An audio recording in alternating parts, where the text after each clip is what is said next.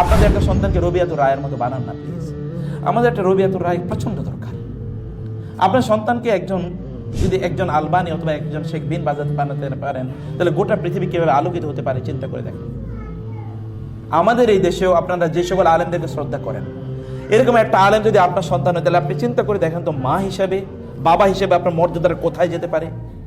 এই স্বপ্ন কে দেখবে? আপনারা না দেখলে কারা দেখবে? এই স্বপ্ন তো আপনাকে দেখতে। বাংলাদেশের সবচেয়ে বড় আলেম আপনারা যাদেরকে মনে করেন, এরকম একজনের মতো অন্তত হোক না। আপনার সন্তানের সেই যোগ্যতা তো আছে।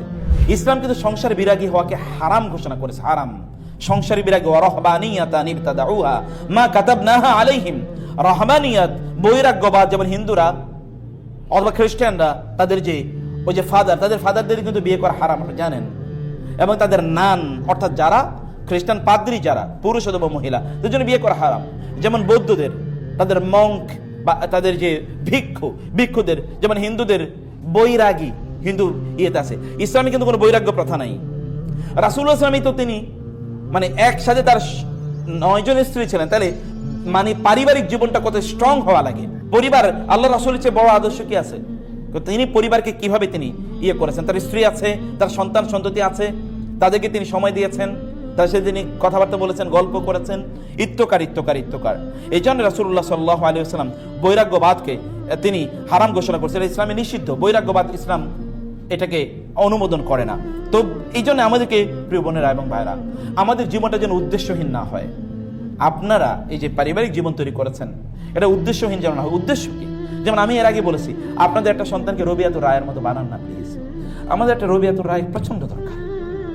আপনার সন্তানকে যদি একজন আলবানি অথবা একজন শেখ বিন বাজ বানাতে পারেন, তাহলে গোটা পৃথিবী কিভাবে আলোকিত হতে পারে চিন্তা করে দেখেন। আমাদের এই দেশেও আপনারা যে সকল আলেমদেরকে শ্রদ্ধা করেন, এরকম একটা আলেম যদি আপনার সন্তান হয়, তাহলে আপনি চিন্তা করে দেখেন তো মা হিসাবে, বাবা হিসেবে আপনার মর্যাদার কোথায় যেতে পারে। এই স্বপ্ন কে দেখবে? আপনারা না দেখলে কারা দেখবে? এই স্বপ্ন তো আপনাকে দেখতে। বাংলাদেশের সবচেয়ে বড় আলেম আপনারা যাদেরকে মনে করেন, এরকম একজনের মতো অন্তত হোক না। আপনার সন্তানের সেই যোগ্যতা তো আছে, নাই কিন্তু এটা না। কে কাকে যোগ্যতা, কাকে আল্লাহ তাআলা কতটুকু যোগ্যতা দিয়ে তৈরি করেছেন তা তো আমরা জানি না।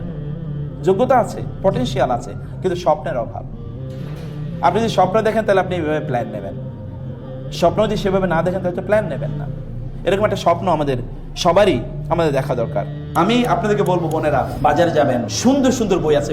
বিলিভ মি, আমাদের আজকে 2টা বই আছে এখানে। একটা হচ্ছে মায়েরা, আসলে সোনালী যুগের যে বড় বড় ইসলামিক স্কলার যাদের কথা বললাম, তাদের মায়েরা কিভাবে তাদের সন্তানদেরকে লালন পালন করেছেন তার উপর একটা বই। আর একটা হলো গোটা জীবন জুড়ে নাসিহা দরকার আমাদের, কোন পদ্ধতিতে আমাদের জীবনটা পরিচালনা করবো। দুটো বই আপনারা নিয়ে যাবেন। এটা মাস্ট রিড। বাসায় বসে পড়বেন, বাচ্চাদেরকে নিয়ে পড়াবেন, এবং অন্যদেরকে আপনারা গিফট করবেন, আত্মীয় স্বজনদেরকে, বোনদেরকে গিফট করবেন, বান্ধবীদেরকে গিফট করবেন। অন্য কিছু গিফট করছেন, হাদিয়া, বই, অন্য কিছু যেটা আপনারা ঈদের সময় দিতেন, বাবাকে বই, 1-2টা বই তাদেরকে দেন, কালচার তৈরি হোক। আমি আমার জীবনে দেখেছি বাংলাদেশের একজন বড় ইসলামী ব্যাংকের প্রতিষ্ঠাতা সহ ইসলামিক ইউনিভার্সিটিগুলোর প্রতিষ্ঠাতার মধ্যে একজন, এত বড় স্কলার বাংলাদেশে খুব কম এসে আমাকে বলতে, চাচা আমি প্রতি মাসে 30-40 হাজার টাকার বই গিফট করি। আমি বললাম সুবহানাল্লাহ, সাদাকায়ে জারিয়ার কি বিশাল বড় কাজ। বান্ধবীদেরকে বই গিফট করেন, তাদেরকে বলেন কিভাবে তারা ভালো মানুষ হবে, আর তারা ভালো মানুষ কিভাবে বানাবে, এটা তাদের মধ্যে তৈরি করা, ওদের মধ্যে সেলফ এস্টিম তৈরি করা, বাচ্চাদের মধ্যে সেলফ এস্টিম। এই কারণে পারিবারিক জীবন তৈরি করার পূর্বে আল্লাহ এবং আল্লাহ রাসূল আমাদেরকে শিক্ষা দিয়েছেন, আমরা নির্দেশ দিয়েছেন, আমরা পারিবারিক জীবন তৈরি করার পূর্বে যেন আমরা দিনদার ভালো মানুষকে যেন বিয়ে করি অথবা বিয়ে করাই। ওয়ালা তুনকিহুল মুশরিকিন হাত্তা ইউমিনু ওয়ালা তুনকিহুল মুশরিকাতি হাত্তা ইউমিননা। কোরআনের এই আয়াতগুলো সূরাতুল বাকারাতে আপনারা এই আয়াতগুলো বারবার দেখবেন। তোমরা মুশরিক পুরুষ বা মুশরিক নারীদেরকে বিয়ে করো না অথবা বিয়ে দিও না তাদের কাছে, তোমাদের সন্তানদেরকে। ওয়ালা আমাতুম মুমিনাতুন অথবা ওয়ালা আবদুন মুমিনুন খায়রুম মিন মুশরিকিন আও খায়রুম মিন মুশরিকাতিন ওয়ালাউ আ'জাবাতকুম অথবা ওয়ালাউ আ'জাবাকুম। একই আয়াতে পুরুষদের কথা ওয়ালাউ আ'জাবাকুম, নারীদের ব্যাপারে ওয়ালাউ আ'জাবাতকুম। শরীরের দিকে তাকায়েন না, চেহারার দিকে তাকায়েন না প্লিজ। চেহারার দিকে তাকায়েন না। চেহারা ইজ ইম্পর্টেন্ট, কিন্তু তার চেয়ে অনেক বেশি ইম্পর্টেন্ট হচ্ছে ভালো মানুষই। ভালো মানুষই যদি না থাকে, তাহলে চেহারা আলটিমেটলি কতদিন অ্যাট্রাক্ট করবে? কয়দিন চেহারা আপনাকে অ্যাট্রাক্ট করবে?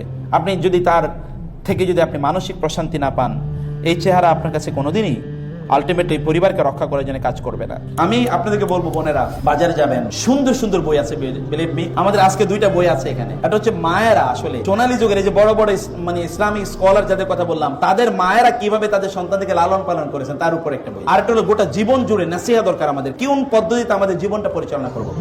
দুটো বই আপনারা নিয়ে যাবেন, এটা মাস্ট রিড। বাসায় বসে পড়বেন, বাচ্চাদেরকে নিয়ে পড়বেন, পড়াবেন, এবং অন্যদেরকে আপনারা গিফট করবেন, আত্মীয় স্বজনদেরকে, বোনদেরকে গিফট করবেন, বান্ধবীদেরকে গিফট করবেন। অন্য কিছু গিফট করছেন, হাদিয়া, বই, মানে অন্য কিছু যেটা আপনারা ঈদের সময় দিতেন, বাবাকে বই, 1-2টা বই তাদেরকে দেন, কালচার তৈরি হোক। আমি আমার জীবনে দেখেছি বাংলাদেশের একজন বড় ইসলামী ব্যাংকের প্রতিষ্ঠাতা সহ ইসলামিক ইউনিভার্সিটিগুলোর প্রতিষ্ঠাতার মধ্যে একজন, এত বড় স্কলার বাংলাদেশে খুব কম এসে আমাকে বলতে, চাচা আমি প্রতি মাসে 30-40 হাজার টাকার বই গিফট করি। আমি বললাম সুবহানাল্লাহ, সাদাকায়ে জারিয়ার কি বিশাল বড় কাজ। বান্ধবীদেরকে বই গিফট করেন, তাদেরকে বলেন কিভাবে তারা ভালো মানুষ হবে, আর তারা ভালো মানুষ কিভাবে বানাবে, এটা তাদের মধ্যে তৈরি করা, ওদের মধ্যে সেলফ এস্টিম তৈরি করা, বাচ্চাদের মধ্যে সেলফ এস্টিম। তারা আল্লাহ তাআলাকে ভালোবাসবে। প্রথম ভালোবাসা আসবে কার থেকে? আল্লাহ থেকে। আল্লাহ উইল লাভ দেম, এবং আল্লাহ সুবহানাহু ওয়া তাআলাকে তারপর তারা ভালোবাসবে। তাদের বৈশিষ্ট্য কি? 1 নম্বর বৈশিষ্ট্যটি যে আল্লাহ তাআলা, তোমরা ঈমানের দাবি যারা করছো, মসজিদগুলোর মধ্যে ভর্তি, মসজিদ তো জায়গা পাওয়া যায় না। ঢাকা শহর বা আপনি যদি বড় শহরগুলোতে দেখেন, তাইলে মসজিদে জায়গা হয় না, রাস্তায় গিয়ে লোকেরা দাঁড়ায়। কিন্তু আপনি ঈমানের ঝলক কয়জনের অন্তরে আছে এটা তো আল্লাহ তাআলা ভালো জানেন, যিনি অন্তর মালিক, তিনি জানেন ঈমান কার কতটুকু। আল্লাহ যাদেরকে বলছেন তারা কারা? এরা হচ্ছে সাহাবায়ে কেরামদেরকে সামনে রেখে আল্লাহ সুবহানাহু ওয়া তাআলা কথা বলছেন। আমাদের মতো না, যারা এই পৃথিবীর শ্রেষ্ঠতম মানুষ, এদের চেয়ে উত্তম মানুষ এই পৃথিবী কোনোদিন দেখেও নাই, দেখবেও না। এবং আল্লাহ তাআলা তার রাসূলকে যদি অন্য কোনো মুজিজা না দিয়ে কেবল সাহাবীদেরকে দিতেন, তাইলে আর কোনো কিছু লাগতো না। আবার বলছি, আপনারা যারা বিভিন্ন প্রতিষ্ঠান চালান বা পরিবার চালান, পরিবারের বড়, আপনি বাবা অথবা মা, এই পরিবারের 3-4টা সদস্য, এদেরকেই তোমরা ঠিক রাখতে পারি না। এর কয়জনের মধ্যে দিনদারি আছে? অনেক বড় দিনদার লোক, কিন্তু তার পরিবারের সদস্যরা দিন প্র্যাকটিস করে না, এরকম আছে কিনা? আছে। অথবা আমরা প্রতিষ্ঠান চালাই 10-15, 1-2 জন, 5 জন, 10 জন, 15 জন, 20 জন লোক, তার মধ্যেই অধিকাংশের মধ্যে দিন নাই সত্যিকার অর্থে। কিন্তু রাসূল সাল্লাল্লাহু আলাইহি ওয়াসাল্লামের সাথে 1-200 লোক না, 1-2 হাজারও না। এবং এদের ব্যাপারে আল্লাহ তাআলা বলছেন রাদিয়াল্লাহু আনহুম ওয়া রাদু আন। সূরাতুল ফাতিহ, যেটাকে বিজয়ের সূরা বলা হয়, সূরাতুল ফাতিহ, এই সূরাটিও বাসায় গিয়ে পড়বেন, সূরার প্রেক্ষাপট পড়বেন অনুগ্রহ করে। এবং দেখেন 1400 সাহাবী রাসূল সাল্লাল্লাহু আলাইহি ওয়াসাল্লাম কোথায় গেলেন? মক্কায় হজ করার জন্য। কারণ আল্লাহ তাআলা তার রাসূলকে স্বপ্নে দেখিয়েছেন যে তিনি হজ করছেন, আর নবী রাসূলদের স্বপ্ন যেহেতু ওহীর অংশ, সে কারণে তিনি হজ করতে গেলেন 1400 সাহাবীদেরকে নিয়ে। তিনি বললেন যে আমি স্বপ্নে দেখেছি আমি বাইতুল্লাহ জিয়ারত করছি। It indicates that he is commanded by Allah. আল্লাহ তাকে নির্দেশ দিয়েছেন। আল্লাহ যখন তাকে নির্দেশ দিয়েছেন তখন রাস্তা তো আল্লাহই পরিষ্কার করে দেবেন। আল্লাহ নির্দেশ দিয়েছেন, তার রাসূল কাজটি করছেন। ওয়ামান আসদাকু মিনাল্লাহি কিলা, আস-সাদিকুল আমিন, এক আস-সাদিক থেকে আরেক আস-সাদিক বলছেন। আসদাকু আল্লাহ সুবহানাহু ওয়া তাআলা সবচেয়ে, আল-আফদাল সবচেয়ে সত্যবাদী, আরেক সত্যবাদী এ কথা বলছেন। এক সত্যবাদীর তথ্য আরেক সত্যবাদী জানিয়ে দিচ্ছেন। অতএব এখানে মিথ্যার শব্দের লেশ মাত্র নয়। আর সাহাবায়ে কেরামরা এমন একটা অবস্থা, রাসূলুল্লাহ সাল্লাল্লাহু আলাইহি ওয়াসাল্লাম 1400 কে নিয়ে বাইরে হলেন মদিনা থেকে, কিন্তু তিনি বুঝতে পারলেন যে কাফেররা যখন, মুশরিকরা, কুরাইশরা যখন জানলো 1400 লোক নিয়ে তিনি মক্কায় আসছেন, এর মধ্যে কিন্তু 3টি যুদ্ধ হয়েছে, 3টি যুদ্ধে প্রায় তার পরাজিত। এখন তাদের শক্তি সামর্থ্য প্রায় ওই লেভেলের নাই, এই 1400 লোককে মোকাবেলার ক্ষমতা সামর্থ্য তাদের নাই। অর্থাৎ তারা ভাবছে হজের সিজনে, সেশনে, সময়ে তারা মক্কার উদ্দেশ্যে রওনা দিয়েছেন, এই সময় তাদেরকে বাধাও দেওয়া যাবে না। আবার যদি তাদেরকে ছেড়ে দেওয়া হয় তাহলে তো পরাজিত। তোমাদের বিরুদ্ধে যুদ্ধ করলাম তোমাদেরকে শেষ করে দেওয়ার জন্য, আর তোমরা আমাদের দেশে এসে নির্বিঘ্নে হজ করে যাও, এটা কেমন হয়? এটা হয় নাকি? অসম্ভব। একটা শাখের করাতে পড়েছে কুরাইশরা, কাফেররা, তারা কি করবে বুঝতে পারছিল না। রাসূলুল্লাহ সাল্লাল্লাহু আলাইহি ওয়াসাল্লাম তিনি একটা জায়গায় এসে, আমি সব জায়গার নাম বলছি না লম্বা না করার জন্য, একটা জায়গায় এসে তিনি বুঝলেন যে কাফেররা তাকে আসতে দেবে না। এবং এর মধ্যে খালিদ ইবনুল ওয়ালিদ তখন ইসলাম গ্রহণ করেননি। খালিদ ইবনুল ওয়ালিদ প্রায় 100 লোকের তাদেরকে মুখ ঢেকে নিয়ে রাসূল সাল্লাল্লাহু আলাইহি ওয়াসাল্লামকে আক্রমণ করার জন্য পথিমধ্যে বাধা দেওয়ার জন্য চেষ্টা করলেন। রাসূল সাল্লাল্লাহু আলাইহি ওয়াসাল্লাম তাদের অনেককে ধরে ফেললেন এবং ধরার পর তার মুখ ঢেকে এসেছিল যেন তাদেরকে কেউ না চিনতে পারে। কারণ হজের সিজনে যেহেতু আল্লাহ তাআলা বলেছেন 4টি নিষিদ্ধ মাস আছে। কয়টা নিষিদ্ধ মাস? জিল কাদা, জিল হজ এবং মুহররম, 3টা পরপর, আর হলো কি রজব। এই যে মানে 4টি মাস নিষিদ্ধ মাস, এই মাসে তো যুদ্ধ বিগ্রহ করা যায় না। লা তাজলিমু ফীহিন্না আনফুসাকুম, আল্লাহ তাআলা বলেছেন কুল কিতালুন ফীহি কাবীর, এখানে যুদ্ধ করা অনেক বড় অপরাধ, করা যায় না। এটা জাহিলি যুগ থেকে লোকেরা এটা প্র্যাকটিস করে। এই সময় তিনি সফর করছেন, তাকে তো বাধা দেওয়া যায় না। এই কারণে ওরা মুখ ঢেকে এসছে যেন তাদেরকে চেনা না যায়। কারণ আরব দেশে সে মরুভূমিতে মরুদস্যু থাকে, ডাকাতরা থাকে, মনে করবে লোকেরা ডাকাত, কিন্তু রাসূল তো বুঝতে পেরেছেন ওরা কারা। তাদেরকে ধরে নিয়ে আসেন, তাদের মুখ খুলে ফেললেন।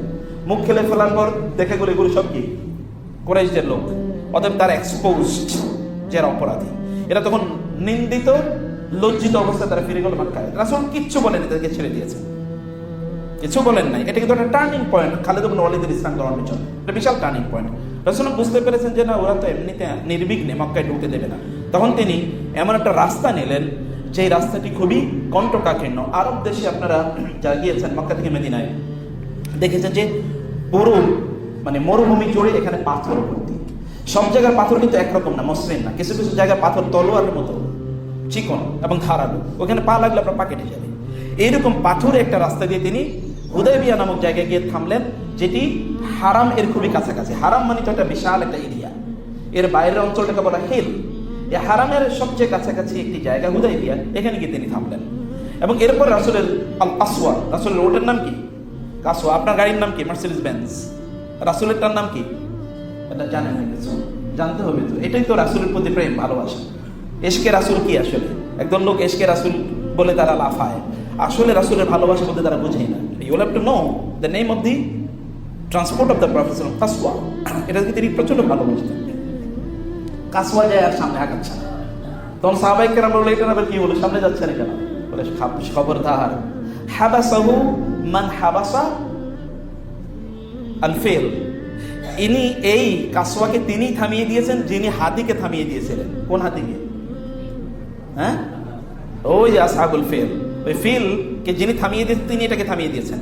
আল্লাহর কসম, আজকে ওরা আমার কাছে যেই মন্দ থেকেই মুক্তি পাওয়ার জন্য প্রস্তাব করে আমি তাই মেনে নেব। যেই অনিষ্ট থেকে, যে খারাপ কি থেকে, ক্ষতি থেকে ওরা মুক্তি চাইবে আমার কাছে, আমি তাই আজকে মেনে নেব। এটা অলরেডি বলে দিলেন। এরপরে তিনি এখানে থামলেন। কাফেররা একজন দুইজন করে লোক পাঠাচ্ছে রাসূলের কাছে যে তিনি যেন এবার মক্কায় প্রবেশ না করে, কারণ যুদ্ধ তো করা যাচ্ছে না। তাকে কোনোভাবে পারসুয়েট করে যদি মক্কায় ফেরত পাঠানো যায়, মদিনায় ফেরত পাঠানো যায়।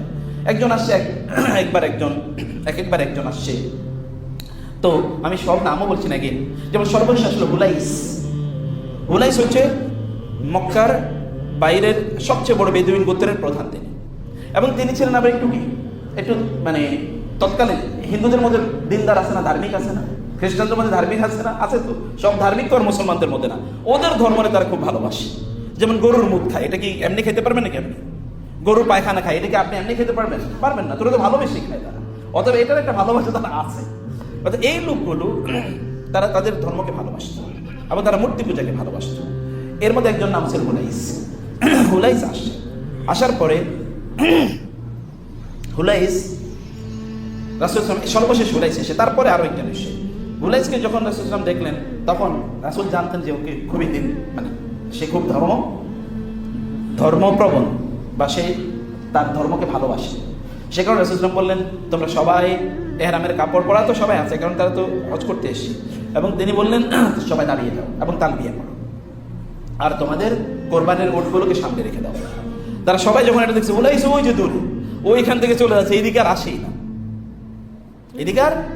না, তার আগে আরেকজন এসছে। আসার পরে সে রাসূল সাল্লাল্লাহু আলাইহি ওয়াসাল্লামকে বিভিন্নভাবে বলার চেষ্টা করছিল, আপনি এবার যায়েন না, ওরা আপনাকে মানে হত্যা করবে, ইত্যাদি ইত্যাদি ইত্যাদি। এবং সে রাসূল সাল্লাল্লাহু আলাইহি ওয়াসাল্লামের খুবই কাছে আসছেন। তিনি পরে ইসলাম গ্রহণ করেছেন এবং রাসূলের খুবই কাছে এসে তিনি রাসূলের সাথে কথা বলতে চাচ্ছিলেন। আরব দেশে তৎকালীন সময়ে এরকম একটা ইস্যু ছিল যে আপনি কারোর সাথে একটু প্যাটিং, এক ধরনের লাভ, এটা অ্যাফেকশন শো করতে হলে আপনি তার দাঁড়িয়ে ধরবেন, আই লাভ ইউ, আপনি এরকম করেন, আই রেসপেক্ট ইউ, এরকম করতেন। তো উনি যতবারই রাসূলের দিকে তার হাতটা বাড়িয়ে দিয়েছে, তার মানে ধরার জন্য, দাড়ি ধরার জন্য, ততবারই একজন তার তলোয়ারের বাট দিয়ে তার হাত দিচ্ছে, খবরদার রাসূলের দিকে তোমার হাত বাড়ায় না, বাট দিয়ে বাড়ি দিচ্ছে। আরেকবার বলছে, আরেকবার আগিয়ে দিচ্ছে, আরেকবার বাট দিয়ে বাড়ি দিচ্ছে, আরেকবার আগিয়ে দিচ্ছে, আরেকবার বাট দিয়ে বাড়ি দিচ্ছে। তিনি বলেন, মান হাদা ইয়া মুহাম্মদ? তারা তো মোহাম্মদ বলতো, তারা তো রাসূল সাল্লাল্লাহু আলাইহি ওয়াসাল্লাম বলতো না। ইনি কে মোহাম্মদ? বলো তোমার ভাতিজা হিশাম। ও হিশাম বলছে, আল্লাহর কসম, এরপরে যদি তোমার হাত আমার রাসূলের দিকে আরেকবার বাড়ে, তাহলে এতক্ষণ তো বাট দিয়ে বাড়িয়ে দিছি, এরপরে কিন্তু হাত একেবারে কেটে ফেলবে, হাত নিয়ে আর তোমার এলাকায় যেতে পারবে না। সর্বনাশ! এই তো দেখি ভাতিজা পর্যন্ত আমার সাথে মুহাম্মদের জন্য আচরণ করছে সাল্লাল্লাহু আলাইহি ওয়াসাল্লাম, এখানে কিচ্ছু বলা যাবে না। তিনি চলে গেলেন, গিয়ে কুরাইশদেরকে বললেন, কুরাইশরা শোনো, আমার জীবনে বহু কায়সার, কিসরা, বহু সম্রাটদের এলাকায় গিয়েছি, সম্রাটের সাক্ষাৎ করতে গিয়েছি। আল্লাহর কসম, ওই সম্রাটদেরকে তাদের অনুসারীরা বা তাদের সভা পরিষদে যারা আছেন তারা যতটা রেসপেক্ট করে, মুহাম্মাদের অনুসারীরা সাল্লাল্লাহু আলাইহি ওয়াসাল্লাম তাকে তার চেয়ে এত বেশি রেসপেক্ট করে। আমি কেবল কয়েকটা উদাহরণ বলছি। তিনি যখন ওযু করেন, ওযুর যে পানিটা বাকি থাকে, ওই পানিটা নেওয়ার জন্য তাদের মধ্যে কাড়াকাড়ি লেগে যায়, কই অবশিষ্ট পানিটা নেবে, তাকে একটু সাপোর্ট করবে, কেউ একটু হেল্প করবে, কোনো কাজ করবে, ওযুর পানি তাকে এগিয়ে দেবে, এটার জন্য কাড়াকাড়ি লাগে। তিনি কোনো নির্দেশ দিলে ওই নির্দেশটা সবার আগে কে পালন করবে, এটা নিয়ে প্রতিযোগিতা লাগে, কে সবার আগে করবে। এমনকি তারা তাকে এমন সম্মান এবং শ্রদ্ধা করে, তিনি যখন কথা বলেন তখন তারা এমন ভাবে চুপ করে থাকে যেন তাদের মাথার উপর পাখি, একেবারে নড়াচড়া পর্যন্ত তাদের বন্ধ। তাকে তারা এমন রেসপেক্ট করে যে তার দিকে তারা এরকম চোখ ফুল চোখে তাকায় না পর্যন্ত। খেয়াল করবেন, আপনি হয়তো ল্যাঙ্গুয়েজ ভালো করে নাও বুঝতে পারেন, কারণ বাংলাদেশে ধরে বোঝা যায় না, যে তারা তাকে এত সম্মান করে যে তার দিকে সরাসরি এরকম তাকায়, এরকম মাথাটা নিচু করে তার কথা শুনে। আল্লাহর কসম, এরকম লোক আমার পৃথিবীতে, আমার জীবনে আমি কোনোদিন দেখি নাই। এই মুহাম্মদ এবং তার অনুসারীদেরকে তোমরা বাধা দিও না, বাধা দিলে তোমার বিপদে পড়বা। তো বলে, মিয়া তোমার কথা অনুসারে আমরা চলবো, তুমি যাও। সে বলে, আমি কিন্তু আমার কথা বলে গেলাম, তোমরা বিপদে পড়বা, খবরদার। এরপরে হুলাইস গেছে, হুলাইস বলে, কুরাইশ তোমরা জানো আমি খুবই ধর্ম প্র্যাকটিস করি, ধর্ম পালন করি। মুহাম্মদ এবং তার অনুসারীরা আমি শুনেছি তারা লাব্বাইক আল্লাহুম্মা তালবিয়া পড়ছে তারা, অতএব তোমরা তাকে কোনোভাবে আসতে বাধা দিও না। ওই যে ইয়াং পোলাপান যারা ছিল ওরা বললো যে তুমি তো মিয়া বেদুইনের বাচ্চা, বেদুইন, তোমার কথা অনুসারে আমরা চলবো। তার তো রাগ উঠে গেছে, মানে কি, আমি যা বলে গেছি সেটা অনুসারে তোমাদেরকে চলতে হবে। কুরাইশরা বলে রেখো, মনে রেখো, তোমাদেরকে অনেক সাহায্য করেছি, তোমাদের সাথে সকল সম্পর্ক ছিন্ন হবে যদি তোমরা তাকে আসতে পারতাম। করে দেখলো সর্বনাশ, আমাদের সব উল্টাপাল্টা হয়ে যাচ্ছে। তখন তাদের সবচেয়ে বুদ্ধিমান একজন কূটনীতিক, ডিপ্লোম্যাট, তার হচ্ছে সোহেল ইবনে আমের। সোহেল ইবনে আমেরকে পাঠালেন। সোহেল ইবনে আমের যখন আসলেন, আসার পর সোহেল ইবনে আমেরকে দেখে রাসূল সাল্লাল্লাহু আলাইহি ওয়াসাল্লাম দূর থেকে বললেন, Sohail is coming, your matter will become easy. সাহুল আমরুকুম, সোহেল মানে হচ্ছে সহজ হয়ে গেছেন, যার জন্য কোনো কিছু, এমন একজন ব্যক্তি। তো তাকে দেখে রাসূল সাল্লাল্লাহু আলাইহি ওয়াসাল্লাম তাফাউল বলে, তাফাউল মানে গুড ওমেন, ভালো কোনো জিনিস থেকে একটা ভালো ধরনের প্রত্যাশা ব্যক্ত করা। কোনো জিনিস, আমরা তো খারাপ জিনিস উষ্টা খেয়া পড়লে বলেন বিপদ হবে, তাই না? আবার আরো কত ধরনের কুসংস্কার আছে। কুসংস্কার একটা বিপরীত জিনিস আছে, রাসূল সাল্লাল্লাহু আলাইহি ওয়াসাল্লাম এটাকে খুব ভালোবাসতেন। তা হচ্ছে কাউকে যেমন রোগীকে দেখে কি বলতেন, তুমি তো শেষ, প্রায় মরেই তো যাইতেছ। রোগীর দেখলে আমরা এরকম, হায় হায় তুমি তো খুবই খারাপ অবস্থায় আছে। ওই রোগী যা ছিল আর একটা অর্ধেক মরে গেছে আমাদের সাথে। অথচ রাসূল বলতেন খুবই অসুস্থ, বলতেন না বাসাত হল ইনশাআল্লাহ, no problem, you will become okay, তুমি ঠিক হয়ে যাবে দ্রুত।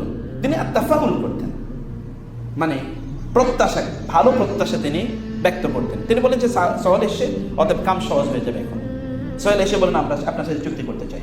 ঠিক আছে, রাসূল কিন্তু এর আগে বলছেন, মনে আছে কিনা, এর আগে তিনি বলেছেন যে ওরা যা আমার কাছে চায় আমি তাই দেবো। কিন্তু এর মধ্যে রাসূল সাল্লাল্লাহু আলাইহি ওয়াসাল্লাম দেখলেন ওরা তো অনেক লোককে পাঠিয়েছে, তিনি এবার তার জামাতা তাকে ওসমান রাদিয়াল্লাহু তাআলা পাঠান। কারণ তৎকালীন মক্কার প্রেসিডেন্ট ছিল সুফিয়ান ইবনে হারব। আবু সুফিয়ান এর রাদিয়াল্লাহু তাআলা আনহু, তিনি পরে মুসলিম হয়েছেন। আবু সুফিয়ানের আপন চাচাতো ভাই হলো ওসমান রাদিয়াল্লাহু তাআলা, অতএব তাকে কোনো কিছু করবেন না তিনি। এই কারণে তিনি পাঠান যে ঠিক আছে আপনি যান। ওসমান সেখানে গেলেন, কিন্তু ওরা যাওয়ার পরে ওসমানকে কোনোভাবে তারা এক ধরনের নজরবন্দি করে ফেলেছে, তাকে তারা আসতেই দেয় বিভিন্ন ছোটায়। এমনি সাহাবায়ে কেরামদের মধ্যে একটা রিউমার ছড়িয়ে পড়লো, তারা ওসমানকে হত্যা করেছে। রাসূলুল্লাহ সাল্লাল্লাহু আলাইহি ওয়াসাল্লাম তখন সাহাবায়ে কেরামদেরকে কি করলেন, ডাকলেন। ওই যে শাজারাতুর রিদওয়ান বায়াত করলেন তিনি সবার একটা গাছের নিচে, যেটাকে রিদওয়ান গাছ বলা হয়, ওই গাছের নিচে তিনি সবাইকে ডাকলেন। তিনি হাত পাতলেন এবং সবাই এই হাতে বায়াত করলো। ওসমানের মৃত্যুর হত্যার প্রতিশোধ নেয়া না পর্যন্ত আমরা এখান থেকে যাব না। এমন একটা অবস্থায় রাসূলুল্লাহ সাল্লাল্লাহু আলাইহি ওয়াসাল্লাম এই শপথের কারণে সাহাবায়ে কেরামদের অবস্থা কি, এর মধ্যে ওরা এসে তাদেরকে কিভাবে ফিরিয়ে দেওয়া হয়েছে, এর মধ্যে সোহেল এসে বলছে আমরা সন্ধি করব, এর মধ্যে যদি ওসমান রাদিয়াল্লাহু আনহু ফিরে এসেছেন কিন্তু তাদের কি রক্ত টকবক করছে, ওরা অন্যায় করছে, আমরা হজ করতে যাচ্ছি, আমরা তো অন্য কোনো কিছু করবো না, ওরা কেন আমাদেরকে বাধা দেবে। এমত অবস্থায় রাসূল আমাদেরকে ডাকলেন, সোহেল আসে, লেখো। আলী রাদিয়াল্লাহু লিখছেন, রাসূল বললেন লেখো বিসমিল্লাহির রহমানির রহিম। সোহেল প্রথমে অবজেকশন দিল, না বিসমিল্লাহ লেখা যাবে না, বিসমিল্লাহির রহমানির রহিম লেখা যাবে না, কি লিখতে হবে, বিসমিকা আল্লাহুম্মা। বলে মানে কি, বলে হ্যাঁ আমরা তো আর রহমান কাউকে চিনি না, আমরা আল্লাহকে রহমান নামে জানি না, অতএব রহমান লেখা যাবে, লিখতে হবে বিসমিকা আল্লাহুম্মা। রাসূল বললেন লেখো বিসমিকা আল্লাহুম্মা।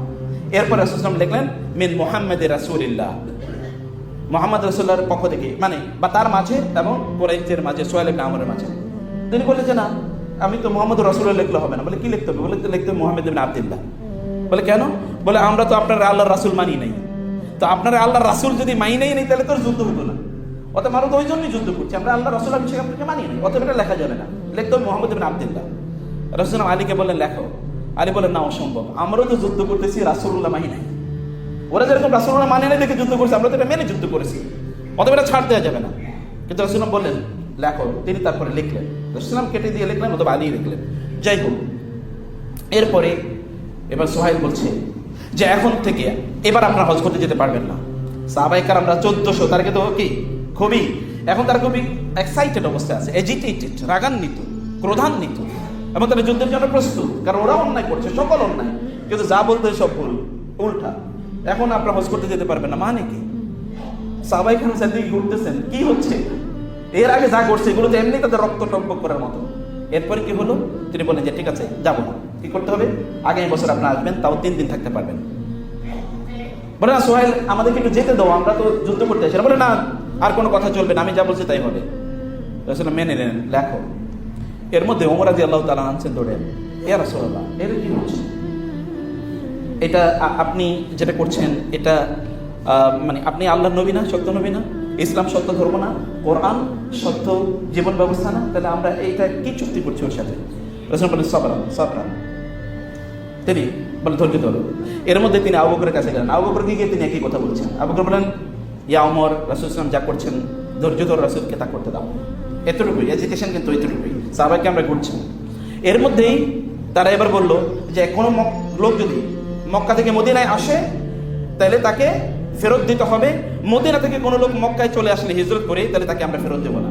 এই কথা যখনই বলছে এর মধ্যেই তার সন্তান, এই সোহাইলের সন্তান, তার 2 সন্তান ছিল, একজনের নাম হলো আব্দুল্লাহ এবং দ্বিতীয় সন্তান, এক সন্তান ইয়ের যুদ্ধে, বদরের যুদ্ধে এই সোহাইলকে বন্দী করেছিল এবং টাইট করে তাকে বেঁধেছিল, বলছেন আমি তোমাকে হত্যা করে ফেলবো।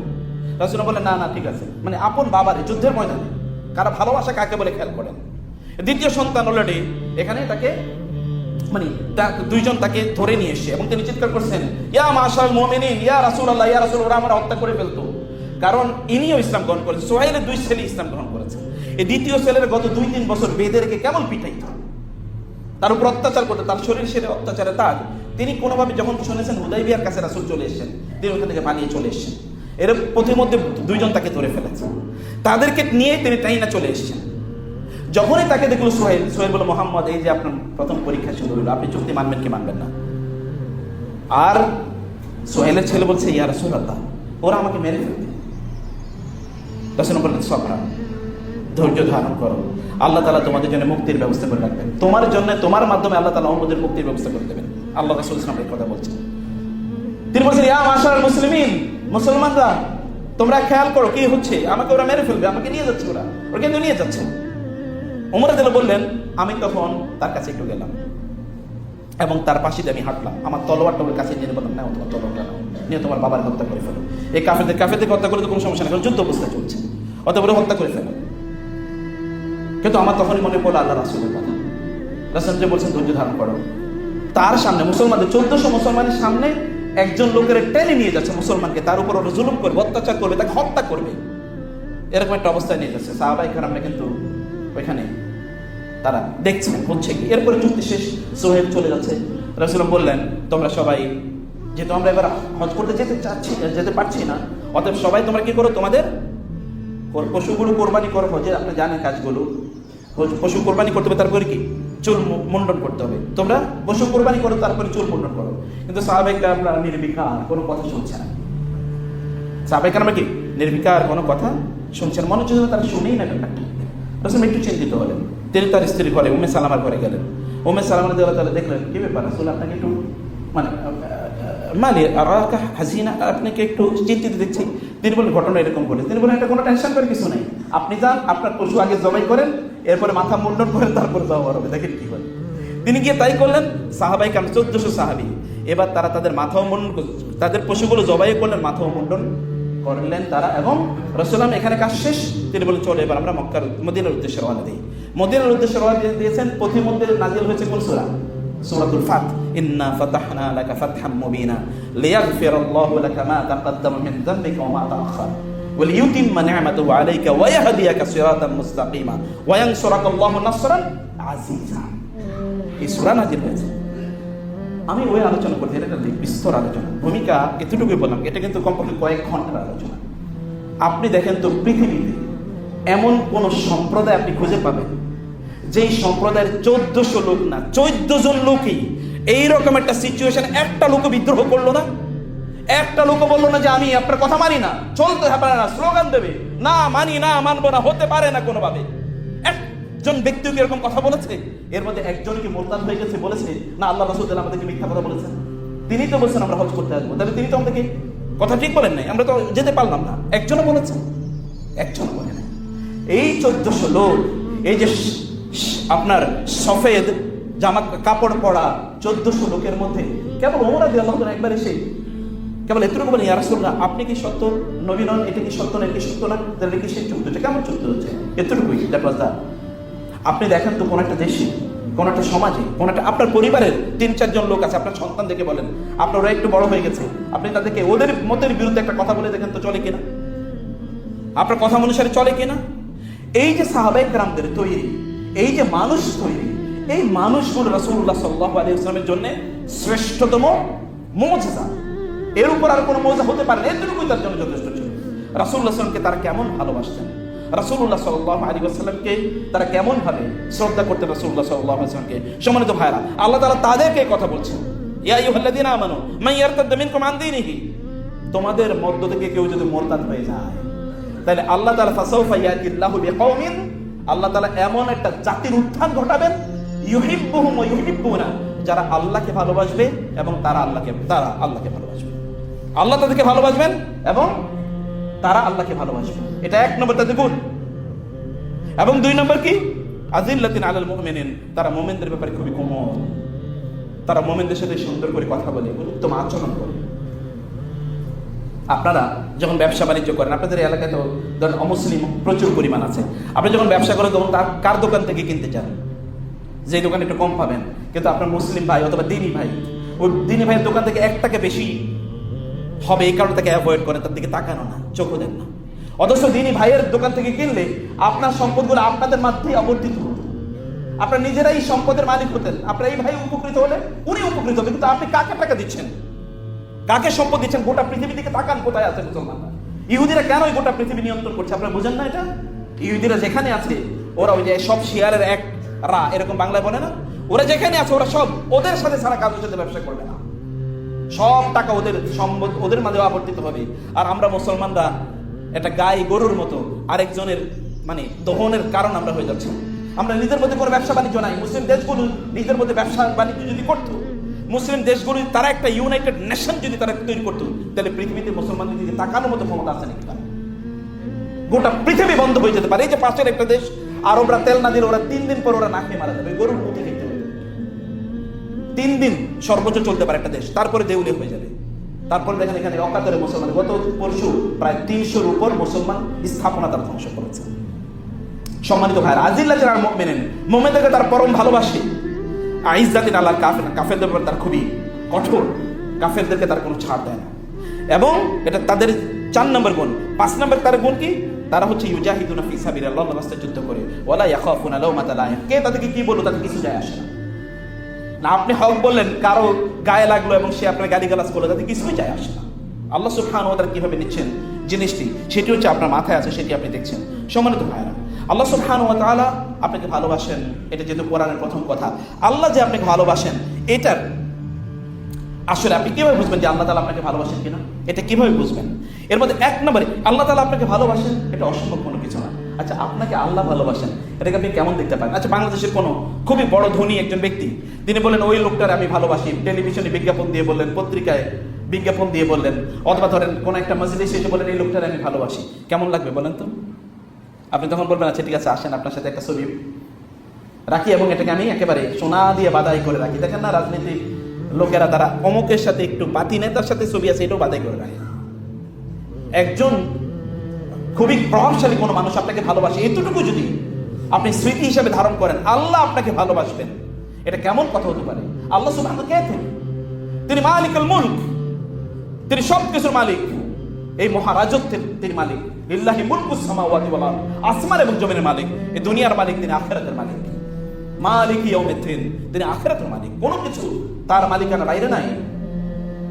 সেই মহান আল্লাহ সুবহানাহু ওয়া তাআলা, মালাকুতাস সামাওয়াতি ওয়াল আরদ, সেই মহান আল্লাহ সুবহানাহু ওয়া তাআলা আপনাকে ভালোবাসবেন। আল্লাহ সুবহানাহু ওয়া তাআলা এমন যদি খুবই ধনী ব্যক্তি, প্রভাবশালী কোনো ব্যক্তি আপনাকে ভালোবাসবেন, এটা কেমন বিষয় আপনার জন্য হতে পারে? আর আল্লাহ সুবহানাহু ওয়া তাআলা আপনাকে ভালোবাসবেন, এটা কেমন হতে পারে? ভাই বোন, আল্লাহ আপনাকে ভালোবাসেন, এটা এক নম্বর প্রমাণ হলো আল্লাহ তাআলা দুনিয়ার ভেতরে ডুবে যাওয়া থেকে আল্লাহ আপনাকে রক্ষা করছেন। ভালো করে খেয়াল করেন বিষয়টা। ভাই আপনি কেমন আছেন? আলহামদুলিল্লাহ খুব ভালো আছি। মানে কি? ব্যবসা বাণিজ্য ভালো চলতেছে, চাকরি বাকরি ভালো চলতেছে, বাড়ি গাড়ি আছে, এটাই তো আপনি আলহামদুলিল্লাহ ভালো আছি নাকি? আপনি কি তখন আল্লাহর নেয়ামতের কথা চিন্তা করেন না? আলহামদুলিল্লাহ আমি ইসলামের উপর আছি, আমি দিন প্র্যাকটিস করছি, আমি একটা দিনই এনভায়রনমেন্টে আছি, আমি একটা দিনই ভাই বোনদের সাথে উঠা বসা করি, এটা তো আপনার মাথায়ও নেই। এবং আপনি এটা জিজ্ঞেস করেন না। আপনি যখনই জিজ্ঞেস করেন ভাই কেমন আছেন, তখন মানে আপনি চাকরি, কিন্তু আপনি দেখেন ভালো আছি মানে কি? ভালো আছি এটা সালফে সালেহ সাহাবায়ে কেরাম কোরআন এবং সুন্নাহর দৃষ্টিভঙ্গি কি? কোরআন এবং সুন্নাহর দৃষ্টিভঙ্গি কি? আল্লাহ সুবহানাহু ওয়া তাআলা আপনাকে ভালোবাসেন মানে দুনিয়া দারি থেকে আল্লাহ তাআলা আপনাকে রক্ষা করছেন। রাসূলুল্লাহ সাল্লাল্লাহু আলাইহি ওয়াসাল্লাম সেই কথা বলেছেন, ইন্নাল্লাহা লা ইয়াহমি আবদাহু আল মুমিনা মিনাদ দুনিয়া ওয়া ইউহিব্বুহু।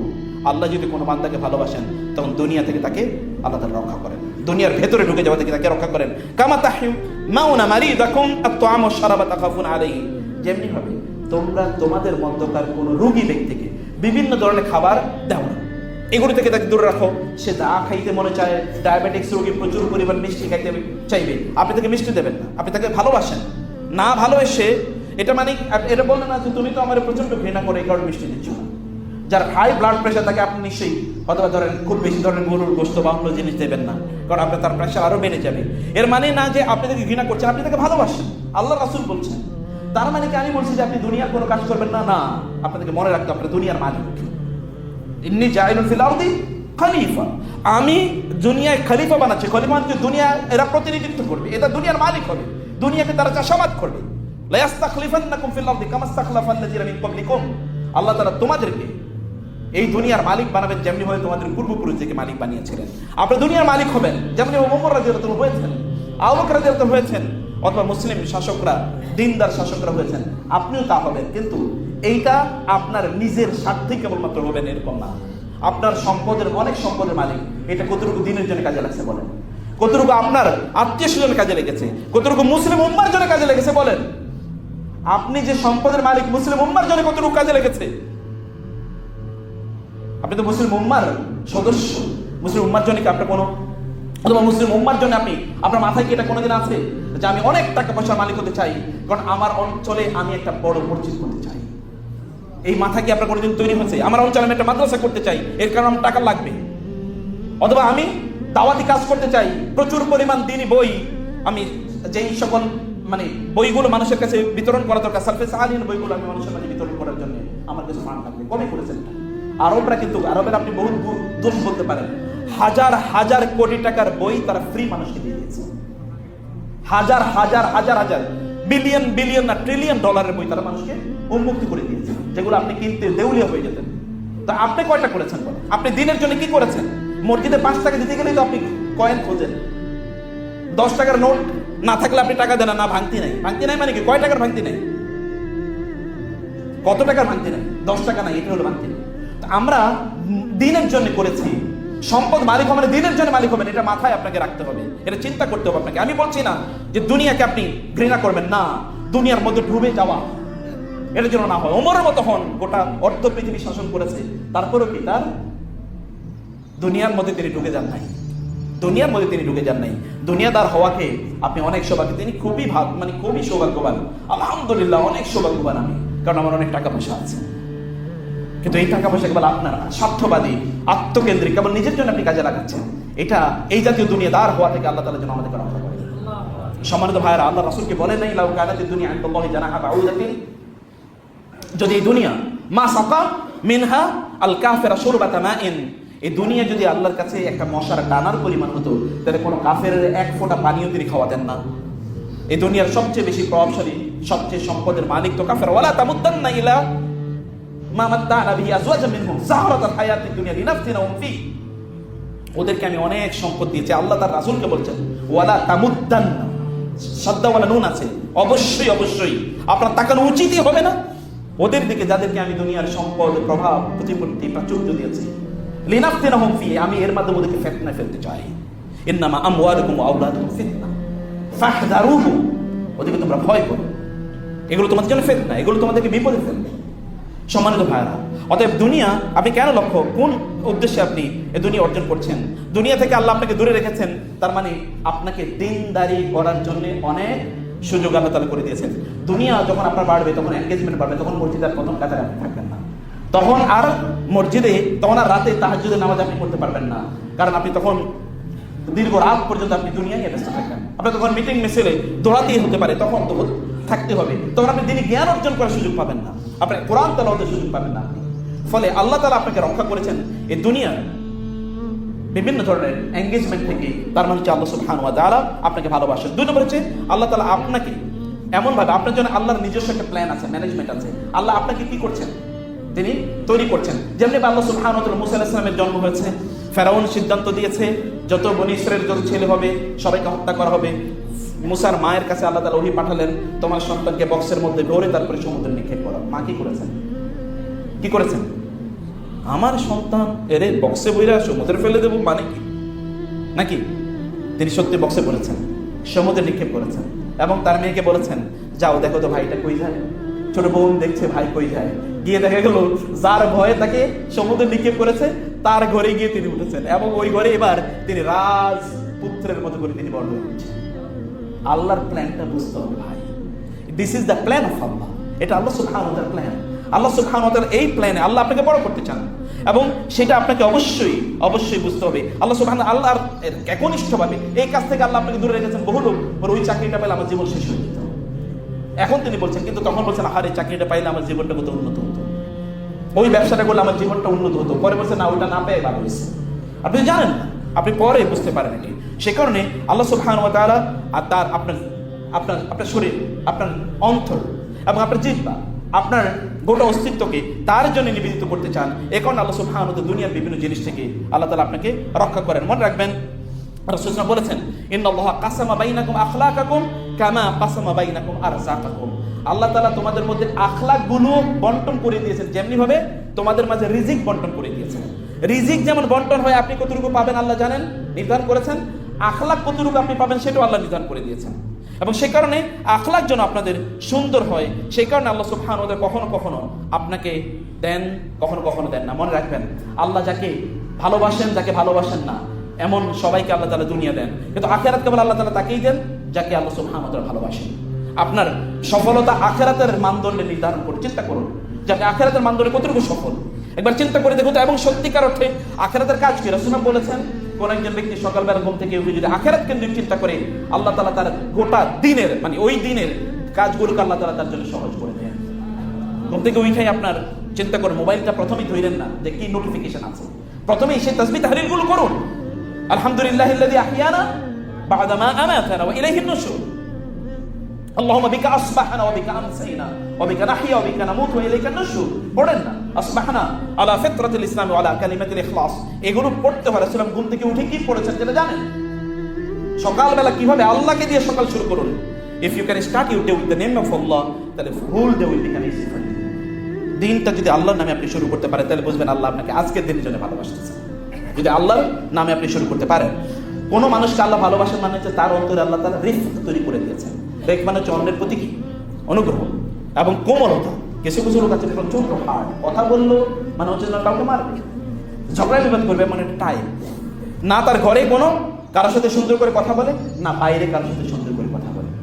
প্রিয় ভাই, সফটনেস এটা আল্লাহ সুবহানাহু ওয়া তাআলা যে আপনাকে ভালোবাসেন তার একটা প্রমাণ। এই যে এর আগে আমি বললাম ঈমানদারদের বৈশিষ্ট্য হচ্ছে কি আজিল্লাতিন আলাল মুমিনিন, মুমিনদের প্রতি তার খুবই অনুগ্রহশীল। আমি কেবল একটা এক্সাম্পল বলছি যে আপনি যখন কেনেন তখন মুসলমানের কাছ থেকে কিনেন। কাফেরের কেনা মানে ওকে তো আপনি সাহায্য করেন, ও কি করবে এই টাকা দিয়ে? ও তো মূর্তি পূজা করবে, অথবা ও মুসলমানদেরকে মারার জন্য অস্ত্র তৈরি করবে, আর আপনি তারই টাকা দিচ্ছেন। ওর সাথে ব্যবসা না করে কি আল্লাহর সাথে ব্যবসা করতে পারেন না? আল্লাহর সাথে ব্যবসা মানে আপনি মুসলমানকে ভালোবাসা মানে করছে কি কিয়ামতের দিন আল্লাহ সুবহানাহু ওয়া তাআলা বলবেন কারা অন্য মুসলমানকে ভালোবেসেছিল আমার জন্য আসো, এবং আল্লাহ তাআলা এরকম একটা মিম্বরে তাকে বসিয়ে দিবেন যে মিম্বর থেকে কেবল আলো পড়তে থাকবে, আলো ছুটতে থাকবে চারিদিকে। নবীরা পর্যন্ত বলবে এই লোককে এরকম সিংহাসন থেকে বসিয়ে দেওয়া হয়েছে রাজার মতো কে? তখন আল্লাহ তার পক্ষ থেকে জানানো হবে এ আমার জন্য অন্য মুসলমানদের ভালোবাসে। ডু ইট, এটা করেন প্লিজ। মুসলমানদের মধ্যে আমাদের এই অঞ্চলটা যদি মুসলমানরা কেবল নিজেদের মধ্যে ব্যবসা করে, এই অঞ্চলে সবচেয়ে বেশি ধনী কারা হয়ে যাবে? মুসলমানরা হয়ে যাবে না? এটা আমাদের করা দরকার। এটা আল্লাহ সুবহানাহু ওয়া তাআলা সে কথা বলেছেন। এবং আল্লাহ সুবহানাহু ওয়া তাআলা একজন বান্দাকে ভালোবাসার মানে হচ্ছে জমিনে তার জন্য একটা কবুলিয়ত তৈরি হয়। জমিনে তার জন্য কি হয়? কবুলিয়ত তৈরি হয়। রাসূলুল্লাহ সাল্লাল্লাহু আলাইহি ওয়াসাল্লাম বলেছেন, আল্লাহ তাআলা বলেন আমার বান্দাকে আমি ভালোবাসি, আমার বান্দা আমার নিকটবর্তী হয় কিসের মাধ্যমে? ফরজ কাজের মাধ্যমে। এবং সে আমার নিকটবর্তী হতেই থাকে নফল কাজের মাধ্যমে। যখন সে নফল কাজ আদায় করে, নফল যেমন আপনি ফরজ ইবাদত করছেন, তার পাশাপাশি নফল করছেন, নফল আদায় করছেন। আজকে এশরাকের নামাজ পড়ছেন কয়জন? হাত তোলার দরকার নেই, তার নফল আদায় করে। কালকে তাহাজ্জুদের নামাজ কয়জন পড়েছেন? আমি চাই মসজিদে ঢুকে 2 রাকাত নামাজ কয়জন করেছেন? ফজরের সুন্নাত কয়জন আদায় করেছেন? মানে ইউ জাস্ট ইমাজিন যে আপনি আল্লাহর কাছাকাছি পৌঁছতে পারতেছেন কিনা। এবং রাসূল সাল্লাল্লাহু আলাইহি ওয়াসাল্লাম বললেন যখন আল্লাহ তাআলা ওই ব্যক্তি যখন নফল আদায় করা শুরু করে তখন আল্লাহ তাআলা তাকে ভালোবাসেন। আল্লাহ যখন তারে ভালোবাসেন তখন জিবরিলকে ডাকেন, বলেন জিবরিল আমি এই লোকটারে ভালোবাসি, তুমিও তারে ভালোবাসো। জিবরিল এবার পুরো আসমানবাসীকে বলে দেয়, হে আসমানবাসী, আল্লাহ তাআলা এই লোকটারে ভালোবাসেন, ফাহিব্বুহু, তোমরাও সবাই তাকে ভালোবাসো। আসমানে কত বিলিয়ন ট্রিলিয়ন ফেরেশতা আছে, কোনো হিসাব আছে? আল্লাহ ছাড়া কেউ জানে? জানে না। এই ফেরেশতারা যখন তাকে ভালোবাসে এরপরে ফায়ুদাউ লাহুল কুবুল ফিল আরদি, হাদিসে শেষ হয়ে গেছে, অতঃপর ওই ব্যক্তির জন্য আল্লাহ সুবহানাহু ওয়া তাআলা জমিনে কবুলিয়ত তৈরি করে দেন। লোকেরা এবার তার জন্য দোয়া করে, তাকে ভালোবাসে, তার প্রশংসা করে, অথবা লোকেরা তার শ্রদ্ধা করে, ইত্তকার তিনি তখন পেতে থাকেন। জমিনবাসী তখন তার জন্য দোয়া করে, পিঁপড়াও তার জন্য দোয়া করে, পাখিগুলো তার জন্য দোয়া করে থাকে। আমি এমন অনেক লোকের জানি যেমন আরব বিশ্বে বিভিন্ন সময় বিভিন্ন জায়গায় গিয়েছি, মক্কার কাছে ওইখানে অথবা বাইতুল্লাহতে নামাজ পড়ছি, এমন সময় কেউ এসে বলতেন শেখ বা স্যার শেখ অমুকের জন্য না আমি সেজদার মধ্যে কেঁদে দোয়া করছি। আমার তখন মনে হয় যে আল্লাহ তাআলা এই লোকগুলোকে কি এলিট বানাইছে যে আরেক দল লোক সেজদায় পড়ে এদের জন্য কেঁদে দোয়া করে। আবার এমন লোক আছে সেজদায় পড়ে ওদের জন্য বদদোয়া করে, আল্লাহ ওদের তুমি ধ্বংস করে দিন না, এরকম আচ্ছা। আল্লাহ রাসূল সাল্লাল্লাহু আলাইহি ওয়াসাল্লাম বলেছেন যখন আল্লাহ তাআলা কাউকে ভালোবাসেন তখন আল্লাহ সুবহানাহু বলেন আমি তার হাত হয়ে যাই, যে হাত দিয়ে সে ধরে। কথাটা বুঝেন না? এটা সহিহ হাদিস, এটা তো বানোয়াট কোনো বক্তব্য না, হাদিসে কুদসি এবং সহিহ বুখারীর বর্ণনা। আল্লাহ বলছেন আমি তখন তার হাত হয়ে যাই, যে হাত দিয়ে সে ধরে। হাত দিয়ে ধরা মানে কি? তখন সে হারাম কোনো জিনিস ধরবে না, হারাম কোনো পণ্য ধরবে না, হারাম কোনো জিনিসের দিকে হাত বাড়াবে না, এই হাত দিয়ে কোনো ক্ষতি করবে না, হাত কোনো ক্ষতি এর দিকে আগাবে না। তখন আল্লাহ ওইদিকে আগাইলে, যেমন রাসূল সাল্লাল্লাহু আলাইহি ওয়াসাল্লাম বলেছেন, মানে রাসূল সাল্লাল্লাহু আলাইহি ওয়াসাল্লামের ব্যাপারে এরকম ছোটবেলা তার গল্প হালিমা সাদিয়া এবং অন্যরা বলছেন যে ছোটবেলায় তিনি একবার এমন হয়েছিল যে কোন একটা জায়গায় ঘর নির্মাণ বা ইত্যাদি কিছু হবে বা কোনো খেলাধুলা এরকম কিছু, তো আরবের ছোট বাচ্চারা, আমি গ্রামে অঞ্চলে দেখেছি, ছোট বাচ্চারা লুঙ্গি কি করতো, এই গলার সাথে এরকম পেঁচিয়ে তারপরে ওরা খেলতো, এর মধ্যে কিন্তু নিচে কিছুই নাই, পুরা সদর গাড়ি, বুঝতে পারছেন? তিনি বলেন যে আরবের লোক বাচ্চাগুলো এরকম করতো, ইজারটাকে এরকম গলার সাথে বাইন্দা করতো। আমি একবার ইজারটাকে তুলতে গেলাম, হঠাৎ করে মনে লোকের জন্য আমাকে ধাক্কা দিচ্ছে, ধাক্কা দেওয়ার পরে আমি পড়ে গেলাম, আমি আর হুশ ফিরে, আমার আর হুশ নাই। কিছুক্ষণ পরে আমি দেখলাম যে না, আমি মানে আমার কাপড় সাপড় সব ঠিক আছে। আল্লাহ সুবহানাহু ওয়া তাআলা ছোটবেলা থেকে তাকে রক্ষা করেছেন।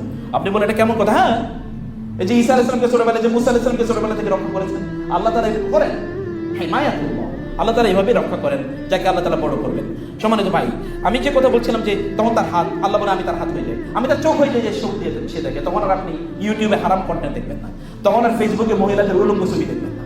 যদি আল্লাহ আপনাকে, তাহলে আপনি জাস্ট দেখেন, মিলাইয়া দেখেন আল্লাহ সুবহানাহু ওয়া তাআলা ভালোবাসা আপনার প্রতি আছে কিনা।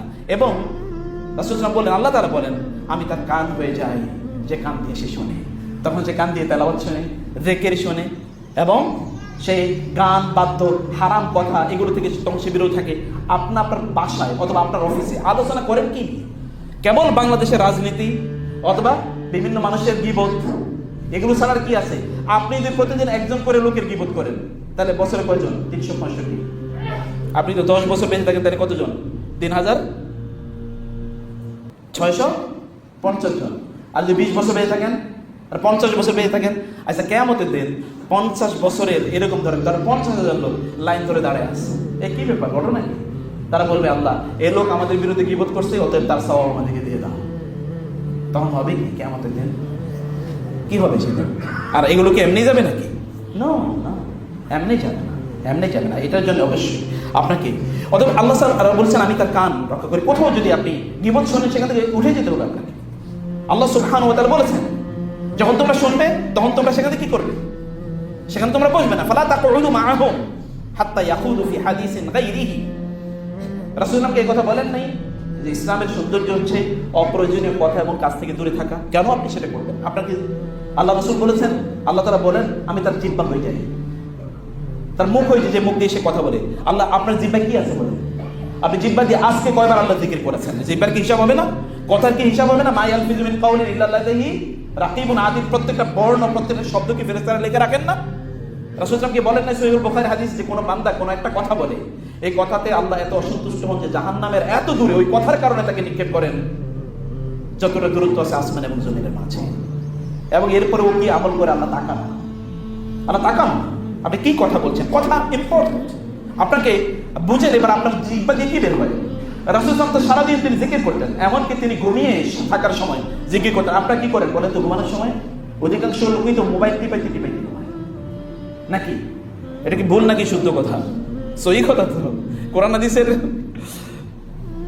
মানে জায়গায় আপনি নাই। রাসূল সাল্লাল্লাহু আলাইহি ওয়াসাল্লাম ঘুমানোর সময় তিনি কি করতেন বলেন তো? জিকির করতেন। তিনি কি 100 আয়াত কোরআন তেলাওয়াত না করে কোনোদিন ঘুমাইছেন? তিনি সূরাতুল মুলক না পড়ে ঘুমাইছেন?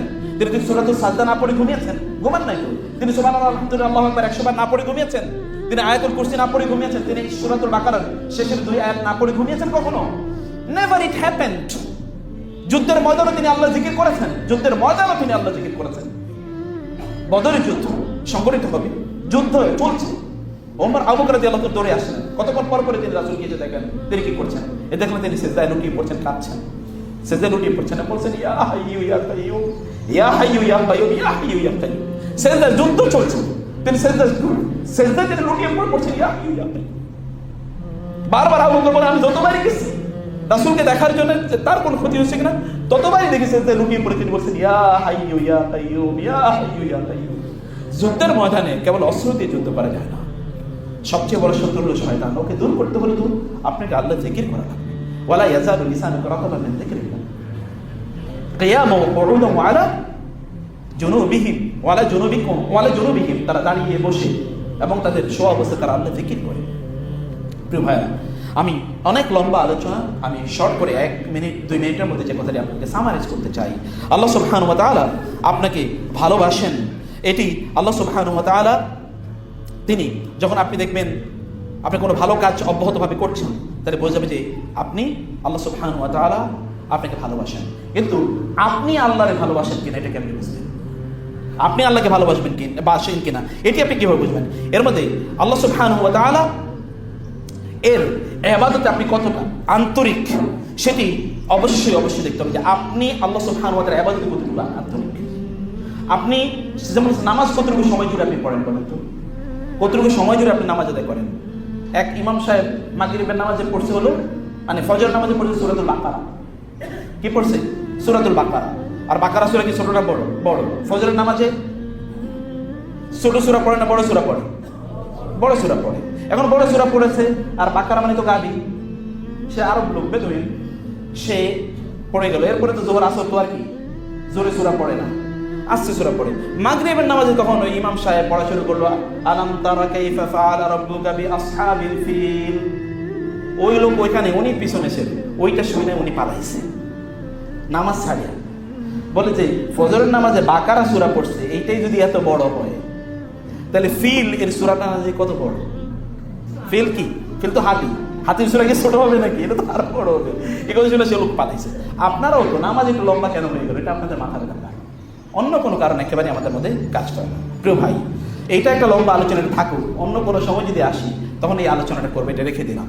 শুধুমাত্র আল্লাহ সুবহানাহু ওয়া তাআলা কে আপনি ভালোবাসেন কিনা এটা প্রমাণ হলো আল্লাহর প্রতি আপনি কতটুকু এগিয়ে যাচ্ছেন। আল্লাহর ইবাদত আপনার মজা লাগে কিনা, কোরআন তেলাওয়াত আপনার মজা লাগে কিনা। নামাজ যখন আপনি সিজদায় লুটিয়ে পড়েন তখন মনে হয় যে আমি আরো 10 বার 20 বার তাসবিহ পড়ি, আর লম্বা করে আমি তাসবিহ পড়ি। আচ্ছা, রাতের বেলা আপনি কখন ইবাদত করেছেন বলেন তো? সর্বশেষ রাতের বেলা, সর্বশেষ রাতের বেলা কখন ইবাদত করেছেন আপনি? এই কারণে হাসান বসরি রাহমাতুল্লাহকে যখন প্রশ্ন করা হলো, ইয়া হাসান, যারা কিয়ামুল লাইল করে অথবা যারা তাহাজ্জুদে নামাজ আদায় করে তাদের চেহারা এরকম সুন্দর হয় কেন? তিনি বলেন, ওরা যেহেতু একটা সময় একাকী আল্লাহ সুবহানাহু ওয়া তাআলাকে দিয়ে দিয়েছেন, এখন আল্লাহ সুবহানাহু ওয়া তাআলার চেহারার মধ্যে নূর তৈরি করে দিয়েছেন। রাতের বেলা ইবাদত করলে আলাদা কসমেটিক্স ব্যবহার করা লাগে না। যারা ইবাদত করে রাতের বেলা জিজ্ঞেস করে দেখেন তাদের কসমেটিক্স লাগে কিনা। আদরে যে আপনাদের কসমেটিক্সের পিছনে, যেমন আমার বোনরা আছে, কসমেটিক্সের লাগবে না, আপনি রাতের বেলা ইবাদত করুন, আল্লাহ তাআলা এমনি সুন্দর করে দেন। সৌন্দর্য, সুন্দর কেবলমাত্র চেহারা সাদা হওয়া না, চামড়া সাদা হওয়া না, সুন্দর তো ভিন্ন জিনিস, আলো একটা ভিন্ন জিনিস, সেটা আপনাকে বুঝতে হবে। সেই জায়গায় আপনার রবের সাথে আপনার সময় কাটাতে হবে। আপনার মন আকুল হয়ে থাকে কখন আপনি একাকী আপনার রবের সাথে সময় কাটাতে পারবেন। ঘরটা যখন নির্জন হয়ে যায় তখন আপনি 2 রাকাত নামাজ আদায় করেন, করেই দেখেন, প্লিজ করেই দেখেন। ইবনুল কাইয়িম রাহিমাহুল্লাহ বলেছেন, আমাদের মন খারাপ হলে আমরা আমাদের উস্তাদ ইবনু তাইমিয়ার কাছে যেতাম। তখন তিনি কারাগারে ভর্তি। কারাগারে যাওয়ার পর যখন দেখতাম ওনার চেহারাটা হাস্যোজ্জ্বল, জিজ্ঞেস করতাম, ইয়া শেখ, এত উজ্জ্বল চেহারা, আপনি এত হাসি খুশি? বলে, হাসি খুশি হবে না, আমি তো এখন দুনিয়ার সকল ধরনের জটিলতা থেকে মুক্ত হয়ে এই কারাগারে কেবল আমার রবের সাথে এক্সট্রা সময় কাটাতে পারতেছি। বলে, ওই কথা শোনার পর থেকে মন ভালো হয়ে যেত। কয়েকদিন পর পরেই মন খারাপ হলে একটু শেখের দিয়ে দেখে আসতাম, এরপরে মন ভালো থাকতো অনেকদিন। আল্লাহ সুবহানাহু ওয়া তাআলার সাথে সময় কাটানোর মজা আছে। এই মজাটা যারা ফেল করে না, কোনোদিন পায় না, তারা আল্লাহকে ভালোবাসে দাবি কেমনে করে? দাবি তো বহুত মানুষই বহুত কিছু করে, অধিকাংশ মানুষের দাবি কি মিথ্যা, এবং আমাদের এরকম দাবি যেন মিথ্যা না হয়। মহান আল্লাহ সুবহানাহু ওয়া তাআলা আমাদেরকে সেভাবেই তার প্রতি ভালোবাসার দাবিতে যেন সত্যবাদী হতে পারে, আল্লাহ তাআলা সেই তৌফিক দান করুন। আল্লাহুম্মা আমিন। আকুলু কওলি হাযা ওয়া আস্তাগফিরুল্লাহ লি ওয়া লাকুম ওয়া লিসাইরিল মুসলিমিন ফাস্তাগফিরু ইন্নাহু হুয়াল গফুরুর রহিম।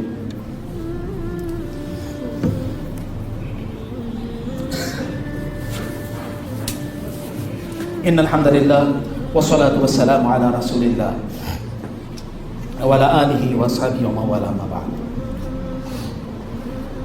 فقد قال الله سبحانه وتعالى في القرآن المجيد وفرقان الحميد: يا أيها الذين آمنوا صلوا عليه وسلموا تسليما إن الله وملائكته يصلون على النبي يا أيها الذين آمنوا صلوا عليه وسلموا تسليما اللهم صل على محمد وعلى آل محمد كما صليت على إبراهيم